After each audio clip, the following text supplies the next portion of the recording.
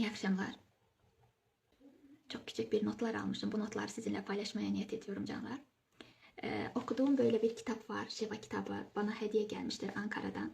Çok güzel bir yazardı gerçekten. O kadar mükemmel bir romandır ki gerçekten okumanızı şiddetle tavsiye ederim. Çünkü kuantum ve insanın yaratılışı, enerji ve frekanslar hakkında inanın ki sanki küçük çocuğa nasıl ders anlatılırsa gerçekten öyle bir ders niteliğinde bir romandır. O kadar içten, hafif ve daha basit kelimelerden kuantumu, insanı, rüyanı, düşü, her şeyi tıpatıp anlatan bir kitaptır. Bu kitabın içerisinden bugün size böyle farkındalık dolu bir bilgiler aktaracağım. Tabii ki kendi duygu düşüncelerimizi sizinle paylaşacağım canlar. Kozmik rüya ve kozmik düş neden ibarettir? Yani kozmik dünyanın uyanışı, insanın uyanışı nedir? Bunu en güzel şekilde anlatacağım. Burada şöyle bir cümle var canlar. Şöyle bir cümle var. Tıpkı bir el örgüsünde ipin hafifçe çekilmesiyle tüm desenin çözülmesi gibi fiziksel yapılar çözülecektir. Her şey temel enerjiye, yani başlangıca geri dönecektir. İşte o anda merak edilen kozmik uyanış gerçekleşecektir. Tıpkı evrenin nasıl var olduğunu ve nasıl çözüldüğünü en güzel şekilde anlatan bir cümledir. Tekrar ediyorum canlar. Tıpkı bir el örgüsünde, gerçekten öyledir. Bir ağ gibi düşünün, bir örümcek ağı gibi. Bir el örgüsünde ipin hafifçe çekilmesiyle tüm desenin çözülmesi gibi fiziksel yapılar çözülecektir. Ve her şey temel enerjiye, yani başlangıca geri dönecektir. İşte o anda merak edilen kozmik uyanış gerçekleşecektir. Ve şöyle bir şey var burada. Zihninde sorular birbirini kovalıyordu. Eğer hayat gerçekten büyük bir kozmik bilincin düşüyse neden bu kadar acı var? Neden bu kadar sıkıntılarla yüzleşiyoruz canlar? Gerçekten bu düşse neden bu düşü gerçek olarak kabul ediyoruz? Kalbimiz acıyor, gerçekten kendimizi çok kötü hissediyoruz. Sanki gerçekten o acıları biz yaşarcasına kendimizi yerden yere vuruyoruz canlar. Eğer hayat gerçekten büyük bir kozmik bilincin düşüyse neden bu kadar acı ve sıkıntıyla yüzleşiyoruz? Değil mi? İnsan bazen rüyalarında kendisini savaşların, felaketlerin ve kayıpların ortasında bulup korkuya uyanıyordu. Oysa bu sahneler hakikatin kendisi değil, zihnin kısa bir yanılsamasıydı. Gerçekten biz rüyada o kadar böyle dehşet verici bir olaylar yaşarız ki rüyadan uyandıktan sonra oh be bu rüyaymış deyip şükrederiz rüyada olduğumuzu için yani. Ya gerçekten burada böylese, ya bir gün uyandıkta, bu dünyadan göçtükte, aynı o tıpkı rüyadan uyandıkta şükür bu rüyaymış yani böyle demeyeceğimiz ne malum değil mi? Oysa bu sahneler hakikatin kendisi değil, zihnin kısa bir yansımasıdır. Belki de yaşananlar daha büyük bir bilincin içinde gelip geçen görüntüler ve geçici yankılardır. Yaşadığımız her bir üzüntü, her bir acı. Teşekkür ederim hocam, teşekkür ederim. Gerçekten böyledir.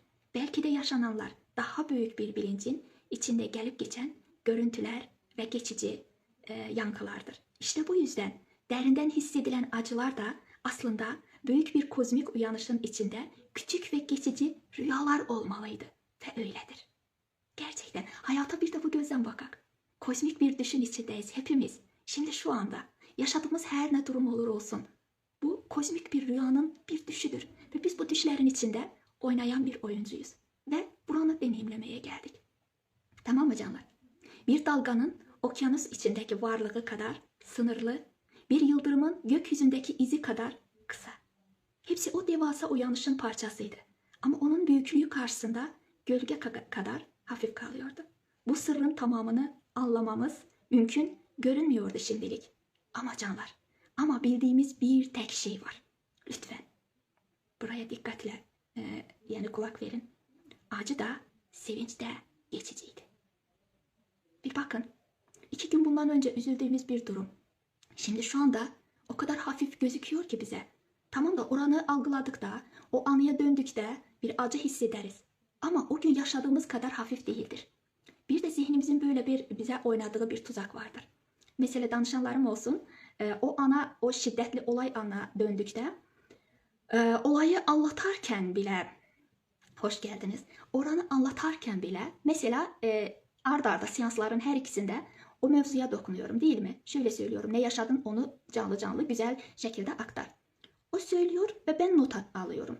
2 gün sonra tekrar oraya döndükte biraz az, biraz fazla oraya katkısı oluyor. Tamam mı? Düşün ki yaşadığı bir olayı bile ya abartıyorsun ya içinden bazı desenleri çekiyorsun. Ya düşünsene sen onu hatırladıkta bile gerçekten onu olduğu gibi aktarabilmiyorsun. Ya eksik ya fazla. Değil mi canlar? Yani ne malum gerçekten. Demek ki acı da sevinç de geçicidir. Bakın canlar buraya çok dikkat edin. Çok çok çok sevdim buranı. Rüyadan düşe, düşten uyanışa uzanan bu yol belki de varlığın asıl seyahatiydi. Bakın rüyadan düşe, düşten uyanışa uzanan bu yol belki de varlığın asıl seyahatiydi. Gerçekten öyle değil mi? Bu kozmik bilinç, bu yaratıcı gerçekten bir rüyaydı. Rüyadan düşe çevrildi ve her birimiz şimdi şu anda bu muhteşem düşün içindeyiz. Şimdi Einstein'e göre evren 4 boyuttan oluşuyor. Enine, boy, yükseklik ve zaman. Şimdi şu anda, bakın kitabı da göstereyim canlar. Şimdi şu anda gerçekten bu dünyada biz neyiz? Zaten kuantum eğitimine katılanlara bunu en güzel şekilde aktarmıştım. Yani ne canlar? En, boy, yükseklik ve zaman. Bizim hayatımız bu 4 boyutun çevresindedir canlar. Ne yapsak da biz buradan kaçamayız. Tamam mı? Şimdi bu bütünlüğün dışında kalan tek bir şey var canlar. O nedir? Rüyalar. Rüyalar bu hayatımızın içinde henüz yoktur. Onlar sanki bu bütünlükten bir boyutu eksiltmiş gibi gözüküyor. Yani bakın canlar, rüyada zaman yoktur. Tamam mı? Zaman orada yoktur. Sadece mekanın ve olayların serbestçe akışı vardır. Rüya görerken bazen 1 saniyelik rüya, 1 dakikalık rüya sanki upuzun bir rüya görmüş gibi geliyor insana. Halbuki saate bakıp görersin ki mesela 5 dakikalık uykuya geçmişsin. Bunun da ileri geri böyle uykuya gitmek, uyanmak böyle 2 dakikası sen uykuda olmuşsun değil mi? Ama öyle bir rüya görmüşsün ki uyandıktan sonra mesela 2 dakikaya sığmayacak şekilde upuzun bir rüya görmüşsün. Anlatarken bile ne kadar uzun olduğunun farkında ve bilincinde oluyorsun.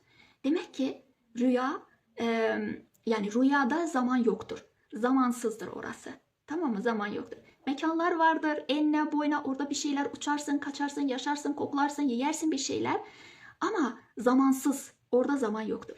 Bir anda bakın canlar. Gerçekten zaman yoktu. Bazen bunu yani danışanlarımdan da görüyorum rüyalarını yazdırırken. Bir anda çocukluk anılarına dönebiliyorsun. Sonra hiç tanımadığın bir mekana dahil oluyorsun. Halbuki onu hiç görmemişsin. Tamam mı?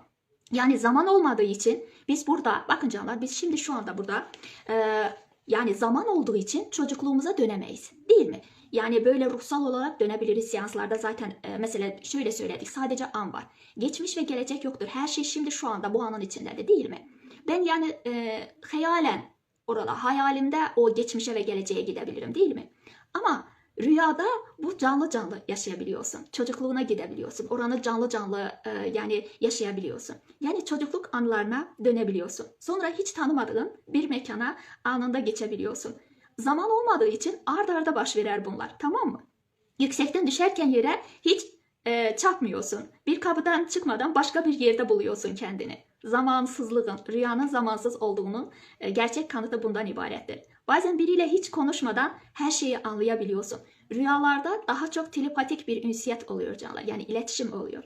Yani kelimelere gerek kalmadan anlıyorsun onun ne söylediğini. Geçmişteki, bugünkü ve gelecekteki hali yan yana yani görebiliyorsun. Üstelik birden fazla yerde aynı anda bulabiliyorsun kendini. İşte bu yüzden rüyaları zamanın eksik kaldığı 3 boyutlu bir dünya olarak düşünüyoruz canlar. Tamam mı? Kuantum parçacıkları tıpkı rüya gibi aynı anda sayısız ihtimalin içinde dağılmış halde her yerdedirler. Ancak bir etki, bir temas olduğunda hepsi aniden tek noktaya çöküyor canlar. Parçacığa dönüşüyorlar. Sanki onlar da rüyalar gibi 3 boyutun zamansızlığında salınıyor. Sonra bir etkiyle bizim dünyamızın 4 boyutlu kesintisine geçiyor canlar. Tamam mı? Bu ne demektir aslında? Mesela biz şöyle söyledik. Yani birden fazla bu parçacıklar. Şimdi şu anda mesela benim etrafımda sayısız parçacıklar vardır. Tıpkı rüyada olduğu gibi bu parçacıkların şöyle zamana ihtiyacı yoktur. Zamansızdılar. Ben onu gözlemlediğim anda, mesela bir düşünce önce bende bir böyle parçacık şeklinde olan bir dalga şeklinde. Ben onu düşündükdə artık o zaman ekliyorum ve o benim hayatımda görünür olur. Ama ben onu düşünmemişten önce sadece o zaman olmadığı için rüya gibi benim aklıma gelir. Değil mi? Mesela her bir duygu düşüncemiz zaten rüya olarak kabul ederiz, değil mi canlar? Mesela bir şeyi düşünürken hayal ederiz. Hayal de rüya gibidir. Ama ben onu frekans ve enerjilerimi oraya gönderdiğim anda onu ne yapmış oluyorum canlar? Çökmüş, yani orada kuantum o parçacıklarının çökmüş hali oluyor. Ve o benim hayatıma geliyor. Ve burada zaman kavramı ortaya çıkıyor canlar. Yani düşünsenize, gerçekten yaşadığımız her bir şey, ister yani güzel pozitif günlerimiz olsun veya üzüldüğümüz anlar olsun. Yani sevgi dolu ve üzüntü dolu anlarımız bir zaman geçtikten sonra, yani bu zaman algısı geçtikten sonra daha da hafiflemeye başlıyorsun. Yani önceki gibi seni incitmiyor. Bir de buraya bakış açını, yani bakış açısıyla baktıkta iyice buranın hafiflemesini görüyorsun. Yani olaylar, bazen kendinize sual verin canlar, soru sorun kendinize. Mesela zanlarda bulunuyoruz. Mesela annem beni değersiz ve yetersiz hissettirdi. Bu ne kadar gerçek? Gerçekten bu böyle mi? %100 bu olay gerçekten olmuş mu? Ya bazen biz bir olay olduğu anda bakış açımızdan oranı hafiflete veya oranı derinleştirebiliyoruz. Bazen bir tek söz, sen onu o kadar kafanda şişirmişsin ki, o kadar büyütmüşsün ki gerçekten o senin için bir dert olmuş. Bazen ise derinden düşündükte bakıp görüyorsun ki bu o kadar da böyle düşünülecek, bu kadar problem olunacak bir durum yoktur. Yani bakın canlar, bizim bakış açımız, olaylara tepkimiz, yani bu olayları bizim için büyütebilir ve küçültebilir. Onun için bir söz oldukda, bir davranışta bulundukta veya sizin için bir tehdit olay oldukta bunu biraz daha yüksek bilinçten, biraz daha yüksek boyuttan bakmaya gayret edin. Çünkü biz bu kadar görebiliyoruz. Bu kadar, yani içsel dünyamızdan bakabiliyoruz. Ama biz olaylara daha yüksek perspektiften baktıkta, o gözlemci pozisyondan bakıp gördükte, bakıp görersin ki bu senin anlam verdiğin budur. Yani Tolkien'lerin o güzel kitabında, bilgelik kitabında bir cümle vardır. Şöyle bir şey var. Objekt birdir. Mesela bir tek objekt var ama bakanlar çoktur. Yani subyektler çoktur. Onun için herkes bakar, kendi bakış açısına ve kendi zanlarına göre oraya anlam yükler. Bir olay hem iyidir hem kötüdür. Bir olay yani farklıdır canlar.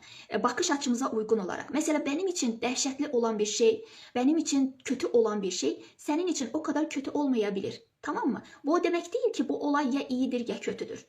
Sadece çarpık bakış açımız vardır. Kültür vardır, medeniyet vardır, yaşadığımız olaylar vardır, bizim yaşadığımız, merhaba hoş geldiniz. Yani yaşadığımız olaylar vardır. Bizim bakış açımız burada çok çok önemlidir canlar. Demek ki demem ondan ibarettir. Çok küçük açtım canlar. Yani şöyle, ne kadar acı durumda olursan ol.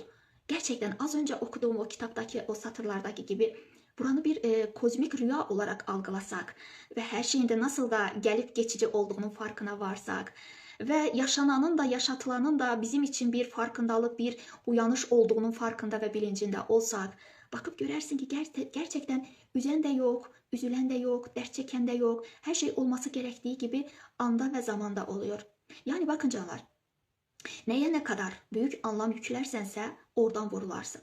Onun için anlam yüklememiz tamam da lazımdır. Çünkü düşünsenize, biz hayata anlam yüklemesek, mesela çocuğumuzu, eşimizi, dostumuzu sevip anlam yüklemesek de mümkün değildir. Çünkü bu böyle sıcak bir sevgi olmaz. Bir insanı nasıl sevebilirsin? Ona anlam yüklemekten. Yani anlam yüklemek aslında nedir? Sen benim için varsın ve sen benim için bir şey ifade ediyorsun. Anlam aslında budur. Tamam mı? Düşünsene, çocuğuna anlam yüklemeden onu sevmek, kuru kuru sevgi nasıl olur? Mümkün değildir. Bakın bazen biz anlam yüklemekten korkuyoruz. Anlam yüklemek bizim içsel duygu düşüncelerimizden bağlıdır canlar. Çünkü anlam yüklerken sen o insanın hakikatiyle değil, kendi içsel duygu düşünce ve sen kendi bakış açınla o karşıdaki insana anlam yüklersin. Birini seversin ama birinin hakikatini görmezsin, onun hakikatini sevmezsin. Sen onda neyi görmek istiyorsunsa ona aşık olursun, onu sevirsin. O senin bir yanılsan ve senin parçan olur. Bakın, birini seversin, aşık olursun, derdinden deli divane olursun, değil mi? Çünkü ona anlam yükledin. O senin hayatının merkezi, hayatının aşkı oldu, değil mi? Yani sen ona o anlam yükledin. Mesela ama o insanın bundan haberi yoktur. O insan sadece sana böyle yani tepkisiz şekilde kalır. Sonunda üzülen de kırılan da sen olursun. Sonra kendine şöyle söylersin. Ben ona bu kadar anlam vermeseydim o beni acıtmazdı. Ben ona bu kadar sevgi yüklemeseydim, o kadar sevmeseydim belki de şimdi şu anda canım bu kadar acımazdı. Ama düşünsenize canlar, öyle de olmuyor. Tamam mı? Biz o sevgiden ters tepki aldıksa ve bir yani nasıl diyeyim karşılık almadıksa üzülüyoruz tabii ki. Ama burada gerçeğimizi buluyoruz. Kendimizi tanıyoruz canlar. Çünkü o insan sana aynalıyor. Mesela o insan sana tepki vermedi değil mi? Seni sevmedi, sana karşılık vermedi. İçine dönüyorsun. Kendini nasıl hissediyorum şimdi şu anda? Değersiz ve yetersiz hissediyorum kendimi.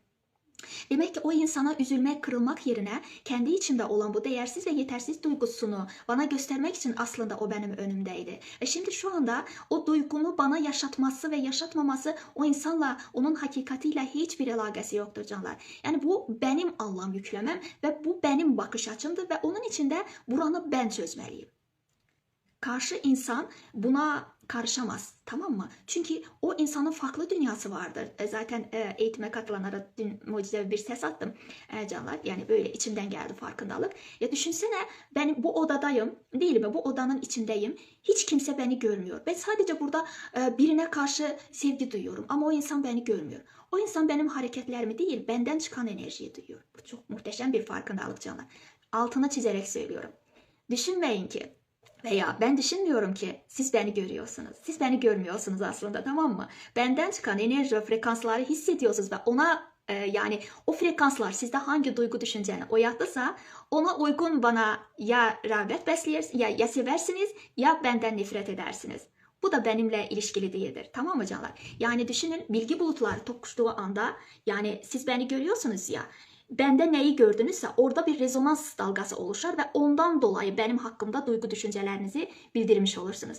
Yani şöyle bir şey var canlar. Ben bu odada, düşünün ki herkes böyle siyah bir odanın içindedir. Hiç kes birbirini görmüyor. Kesinlikle böyledir canlar. Yani benim dünyamda sen diye bir şey yoktur. Tamam mı? Benim dünyamda sadece ben varım. Burada zıplayabilirim, gülebilirim, ağlayabilirim. Burası benim alanımdır, tamam mı? Bakın şöyle bir şey var canlar. Siz beni görmezsiniz. Siz sadece benden çıkan o enerji ve frekans nedirse çok güzel. Yani nedirse onu görersiniz ve o tepki verir. Ama şöyle bir şey var. Bu öyle bir bilgi bulutudur ki ben buradan herkesi görürüm. Yani bana oynatılanları, ama kimse beni göremez. Benim içimden çıkan o enerji ve frekansları görer, ona uygun olarak bana davranır. Tamam mı? Mesela şöyle bir şey olur. En çok aşk acısı çekenler ya üzülüyor burada, kendi kendine küsebilir, kendi kendine daralabilir. O beni görmedi mi, duymadı mı? Hayır. Görmez, göremez. Senin içinde mesela sen hangi içinde enerji ve frekans taşıdınsa sanki bir sinyal olarak karşı insana geçer o ve ondan dolayı sana oynatırlar. Aslında burada dokunmalı olduğunuz nedir canlar? Yani senin ne söylediğin değil, senin nasıl tepki verdiğin değil, senin içsel rezonansınla böyle iletişim kurar. Sen sonra şöyle söylersin, o beni değersiz, yetersiz hissettirdi. Sanki değersiz, yetersiz değilsin. Karşı taraf sana öyle hissettirdi, böyle değildir. Sen değersiz ve yetersiz olduğun için o sinyal ona geçmiştir. Ve onun için ondan ters tepki olarak sana gelmiştir. Tamam mı? Yani burada ben sabaha kadar ne konuşuramsa konuşum. Burada hiç kimse beni duymaz. Tamam mı? Burası benim dünyamdı. Bu dünya bana aitti. Onun için canlar, ya birileri beni görsün, ben fedakar edeyim, birileri beni sevsin diye kendi merkezinizden çıkmayın lütfen. Dengede ve merkezde olun. Çünkü her zaman dengede ve merkezde olmak insanı gerçekten kendine getiriyor en güzel şekilde. Onun için canlar, yani bu hayatta sadece sen varsın ve etrafta oynatılan her şey senin içsel dünyanın, duygu düşüncelerin birer yansımasıdır. Bunu lütfen bu şekilde, en güzel şekilde algılayın. Yani dışarıda gördüğüm, dışarıda seyrettiğim her şey benim gölgelerimdir. Benim içsel duygu düşüncelerimden rezona olarak bana oynatılar. Dışarıda var diye gördüğüm her bir şey. Az önce şöyle bir farkındalık paylaştım kendi özel grubumda. Şöyle düşünün canlar. Mesela güneş çıkarken yukarıda nasıl oluyor? Senin üzerine düşer ve senin gölgelerin yerde oluşmaya başlar. Bazen güneş kafanın burasından düşer böyle.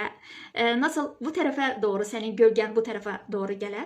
Ve şimdi buradadır, güneş buradan düştükte ise senin gölgen burada olar. Bazen güneş arkandan vurar, senin gölgen önüne düşer. Bazen önden güneş vurar, arkaya doğru senin şeklin düşer. Yani bunun gibi canlar, bunun gibi düşünün. Gölgeler farklıdır. Benim hakikatim birdir, Elif gibi dimdik ben yürürüm. Ama dışarıda olan benim gölgelerim o güneşin düşmesinden dolayı gah sağa doğru evriler, gah sola doğru evriler, gah o gölgem küçülür, gah da o gölgem uzanır. Ama hiçbiri ben değilim. Ben sadece yürürüm dimdik. Güneşin düşme perspektifinden dolayı o gölgeler böyle etrafımda dolanar ve durar canlar. Ama hiçbiri ben değilim. O ışık nedir? Yüce Yaratıcının ışığıdır. O ışık bazen sağ tarafımızdan düşer. Niçin? Çünkü burada olan duygu düşüncelerimizin temizlenmesi ve buranın şifalanması lazım. Bazen bu taraftan düşer gölge, yani ışık, buranın şifalanması lazım. Şöyle baksanıza, bazen orada kafamız büyük görünebilir, bacaklarımız büyük görünebilir kendi gölgemizden dolayı. Ben şimdi oraya bakarak bu benim söyler miyim? Hayır. Şimdi sadece kendinize bir soru sorun. Bu yüksek bir farkındalıktır canlar. Şimdi bizim de yüksek benliğimiz, en yüksek versiyonumuz koltukta oturmuş ve güzelce bizi izliyor. Şimdi kendinizi gözlemci pozisyonunda, o gözlemci pozisyonunda koyduk da yüksek benliğinizin yerinde. Oradan kendinize bakıp kendinize ne sorardınız veya kendinize nasıl nasihat vererdiniz? Şöyle otur, şöyle dur, ne söylerdiniz oradan? Gerçekten yüksek benliğinizden iletişim kurdukta gerçek soruların cevabını oradan alabilirsiniz canlar. Yani bunu hocanızdan, diğer insanlardan tabii ki olabilir. Etrafımızda bize dayak olan, bize destek olan insanlar vardır. Ama ne kadar ben sana bir yerde bir şeyle yardım etsem bile, ama yüksek benliğin senin için en muhteşem cevapları vermiş olacaktır. Onun için her ne olur olsun canlar, kendinize zaman ayırın. Gün erzinde sanki böyle bedeninizden biraz daha yukarıya çıkarak yukarıdan kendine bak. Oradan bak. Şimdi nasıl duruyorum? Ne düşünüyorum? Şimdi şu anda aklımdan, düşüncelerimden, yani geçen düşünceler nedir? Şimdi şu anda kendi hayatımın merkezindeyim mi? Sanki düşünün ki böyle etrafınızda bir çevre vardır, böyle bir dairedir. Herkesi bu dairenin dışına koyun canlar, tamam mı? Tam hayatınızın merkezinde olun şimdi şu anda. Sen bu merkezinden kaç adım birine doğru gidersense onun enerji bulutuna, onun enerji alanına dokunmuş olursun. Bu zaman kendiliğinden çıkmış olursun, o olursun. Onun duygu ve düşüncesi olursun. Sonra da evren seni kendi merkezine, dengene getirmek için o insan elinle seni tokat vurar ve sen şimdi şu anda merkezine gelirsin. Bakın canlar, gerçekten böyle bir durum oldukta, karşı taraf sana ters tepki verdikte şöyle söylersin: artık ben merkezimde ve dengedeyim, artık buradan çıkmayacağım, şöyledir böyledir, ona küfür edersin, ondan küsersin ve incirsin. Ama düşünmezsin ki sen merkezinden çıktığın için o insan sana etki edebildi. Sen merkezinden çıktığın için o insan sana böyle ters tepki verdi, tamam mı? O aslında o diye bir şey yoktur. O diye bir şey yoktur canlar. Her şeyi Rabbin ediyor. Ve o Rabbin tarafından sana gönderilen bir tokattır. Onun ne haddine ki seni üssün, seni kırsın ve sana bir tokat atsın. Sen kendi merkezinden çıktığın için, tamam mı canlar? Merkezinden çıktığın için o insan tarafından dengelenersen ve merkezlenersen. Onun için bizi üzen, inciten, bu merkezden çıkartan her ne durum varsa canlar, kendinize sorun. Sorun. Ben nerede dengemi şaştım ki bu insan tarafından ben merkeze getirildim? Burada senin üzülmen, kırılman olay değildir. Burada esas, yaratıcının esas niyeti senin Elif gibi dimdik kendi merkezinde kalmandır. Ne söyledik? Burası bir kozmik rüya değil mi? Burada acı da, şirin de veyahut da farklı duygular da, üzüntüler de, hepsi ama hepsi bir rüyadır. Tamam mı canlar? Onun için bu kadar küçük bir canlı açmayı niyet ettim bu bilgilerden dolayı. Gerçekten çok muhteşem kitaptı canlar. Bunu okumanızı tavsiye ederim. Kuantum alanı en güzel, sanki çocukça anlatan çok mucizevi bir kitaptı gerçekten. Tavsiye ederim. Zaman zaman buradan çok küçük kesitler paylaşacağım size. O kadar muhteşem bir şeydi ki gerçekten. Kendini bilmek, kendi duygu düşüncelerin farkına varmak ve buranın bir rüya olduğunun farkına varmak. Bu insanın sanki böyle omuzlarından bir ağır yükü götürüyor. Tamam mı? Ya düşünsene, rüyada düşüyorsun, kalkıyorsun, uyandıkta nasıl da bu rüyaymış deyip geçersin. Şimdi de burası böyledir. Yani önümüze geleni, personalarımız neredeyse, gölge benliklerimiz neredeyse, buradan anneliğimizi yapacağız, hocalığımızı yapacağız, kadınlığımızı yapacağız ama buranı da içsel olarak yani bunun içine dalmadan. Yani o gözlerimize VR gözlük var ya canlar. VR gözlük takmışız ve bu oyunun içine dahil olmuşuz ve buranı gerçek sanıyoruz.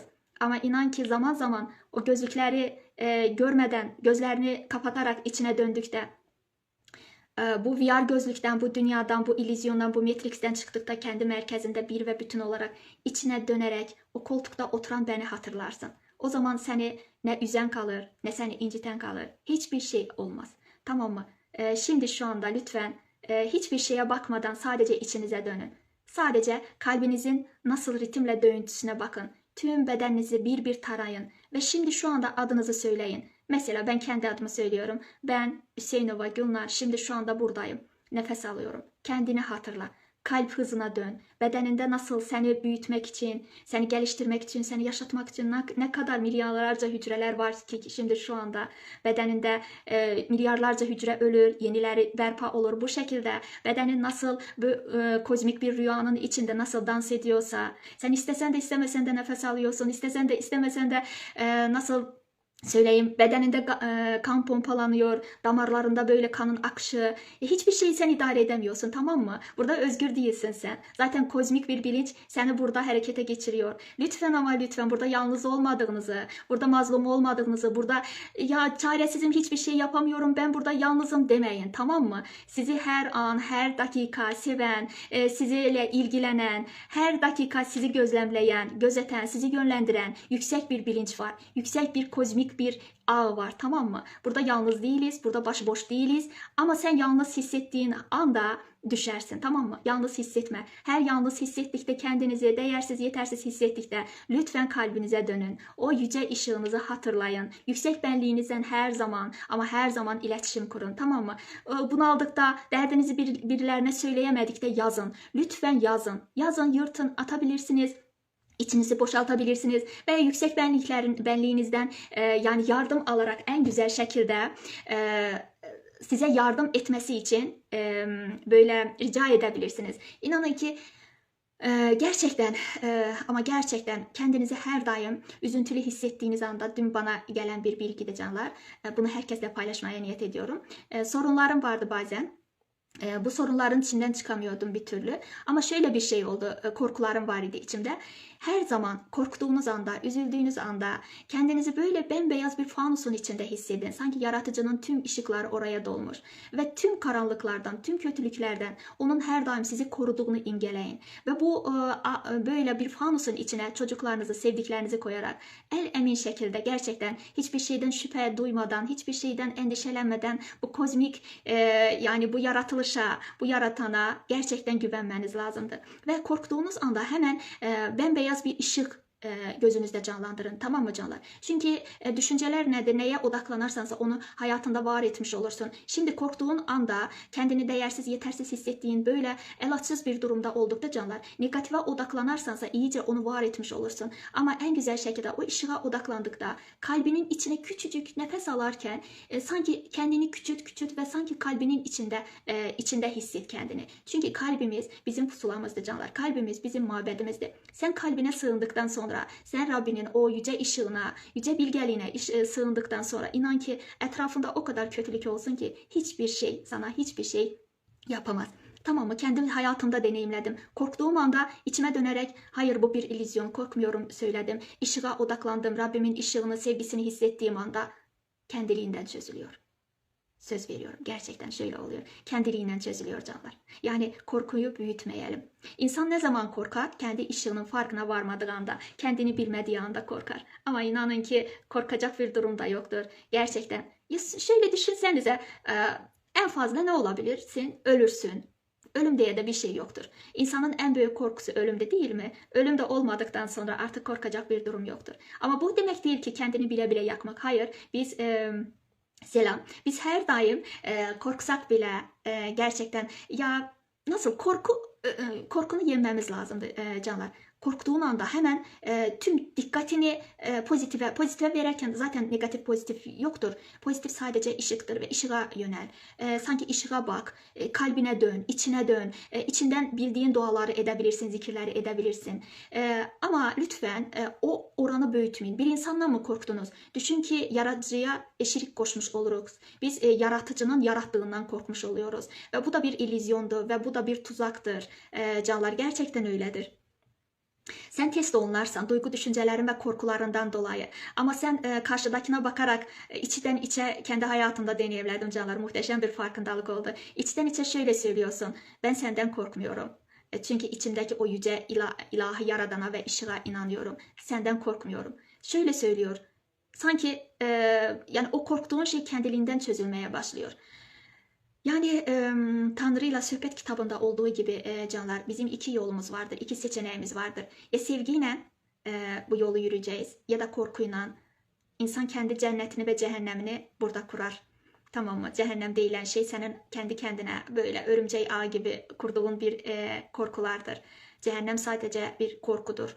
Korkudan çıktığın anda her ne olur olsun elbette insanız, üzülebiliriz, kırılabiliriz, zaman zaman kendimiz acıyabilir. Yani kendi hayatımdan örnek vererek şöyle en zor durumlarım bile olsa mesela gece sabaha kadar ağlamışım, sabah uyandıkta gözyaşlarımı silerek aynanın önüne geçmişim. Allah'ım ne kadar kötü durum olur olsun, ne kadar korkum olsa da, ne kadar problemlerim olsa da sana güveniyorum, içimdeki ışığı biliyorum Allah'ım, sana teslimim en güzel şekilde beni buradan çıkarmanı biliyorum. Zaten buna el emin.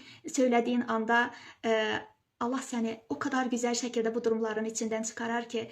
Ama lütfen burada kendi yorumunuzu katmayın. Kendi o küçücük aklınızdan şöyle mi olacak, böyle mi olacak söylemeyin, tamam mı? Kendinizi o yüksek zekaya teslim edin. Teslimiyette olun. Çünkü sen şimdi şu anda böylecik minnacık bir kafanda mesela beni eşim kurtarsın, dostum kurtarsın, o Ahmet, Mehmet kurtarsın şöyle söylüyorsun. Ama bu senin bakış açının o küçücüktür. Ama sen kendini teslim ettikte belki de daha güzel bir versiyonlarına ulaşacaksın ve seni daha güzel bir mucizeler gözleyecek. Bundan bir habersin, bundan haberdar değilsin. Çünkü sen mesela ben yıllar olarak olaylara bakıyorum ama yaratıcıya teslim ettikte ben 5% düşünüyorum. 95% o benim için sonsuz olasılıklar önümde en güzel şekilde getirecektir. Tamam mı? Bir şeye sınırlı şekilde bakmayın canlar. Sınır koymayın kendinize. Biz sonsuz ve sınırsız olanın parçasıyız. Şimdi şu anda bu avatar bedende olduğumuzu zannediyoruz. Öyledir ama inanın ki zaman zaman bu yani bedenden çıktıkta, kendini sonsuz ve sınırsız olana teslim ettikte, onu deneyimlemeye çalıştıkça bakıp görüyorsun ki gerçekten hayat kendiliğinden akmaya başlar. Yani seni sınırlayan, senin önünde bir bariyer yoktur. Bariyer sadece senin kısıtlı bakış açın, düşüncelerinde ve ona tam teslim olmamandır. Tamam mı? Düşünsene ol deyince olduran Allah senin için neler yaratmaz ki? Önünde mucizeler yaratar. Ama sen kendini kısıtlıyorsun. Ya gerçekten kendine bunu hak mı görmüyorsun?